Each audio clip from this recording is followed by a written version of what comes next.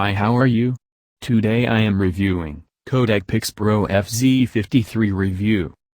2-minute review. Design.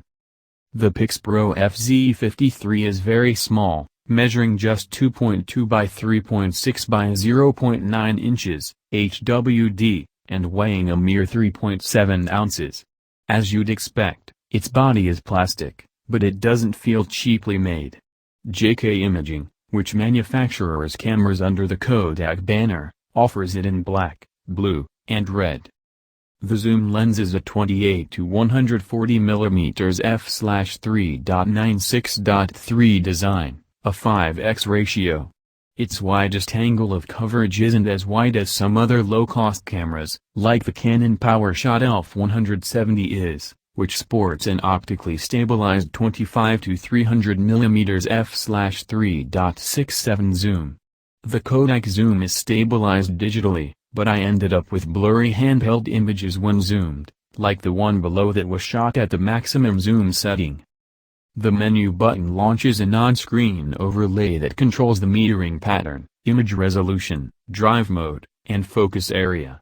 No matter what mode you're in or what you do, the FZ43 always defaults to center area autofocus when it turns on. If you want to enable a wider autofocus zone, you'll need to do so every time you power on the camera. It's annoying, as most casual snappers will want the FZ43 to automatically select a focus point. Most photographers are going to leave the camera set to fully automatic mode. But there are some manual controls available.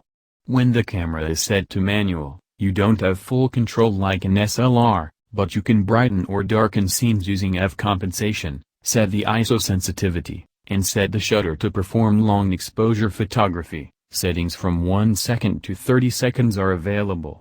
You can't select shorter shutter speeds, helpful to freeze motion or compensate for the lack of optical stabilization, or set the f-stop. There's no Wi-Fi, a feature you expect to see in pretty much every camera nowadays. Images are stored on an SD card and the FZ43 includes a rechargeable battery. There's a standard micro USB port on the side to charge the battery.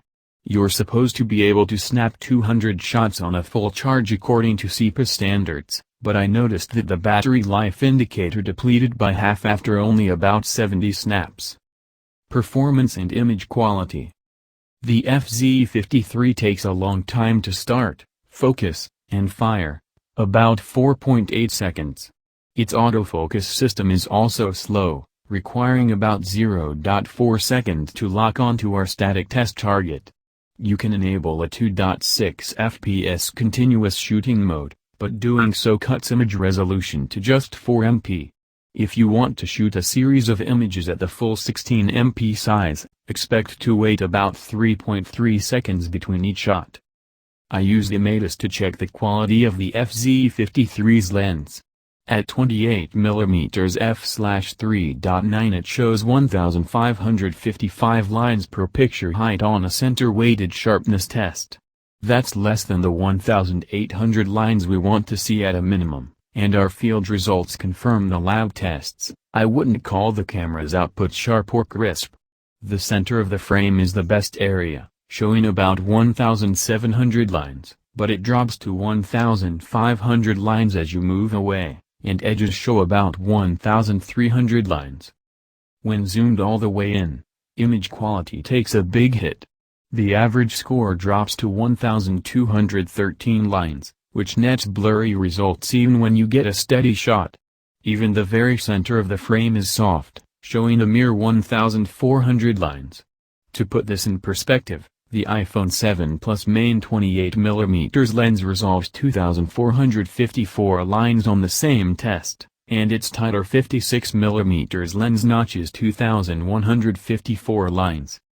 Video is recorded at 720p quality at 30 fps and saved in QuickTime format. Even under our bright studio lights test footage is noticeably grainy.